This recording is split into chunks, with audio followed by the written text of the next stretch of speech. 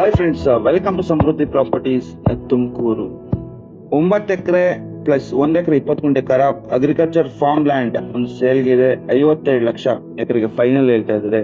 ಉಳಿಯಾರ ಹೋಬಳಿ ಚಿಕ್ಕನಾಗನಹಳ್ಳಿ ತಾಲೂಕಲ್ಲಿ ಬರುತ್ತೆ ಈ ಪ್ರಾಪರ್ಟಿ. ತುಮಕೂರು ಡಿಸ್ಟಿಕ್ 160 ಕಿಲೋಮೀಟರ್ ಬೆಂಗಳೂರಿಂದ ಆಗುತ್ತೆ, 90 ಕಿಲೋಮೀಟರ್ ತುಮಕೂರಿಂದ ಆಗುತ್ತೆ, 25 ಕಿಲೋಮೀಟರ್ ಚಿಕ್ಕನಾಗನಹಳ್ಳಿಯಿಂದ ಆಗುತ್ತೆ, 8 ಕಿಲೋಮೀಟರ್ ಉಳಿಯಾರ ಟೌನ್ ಇಂದ ಆಗುತ್ತೆ.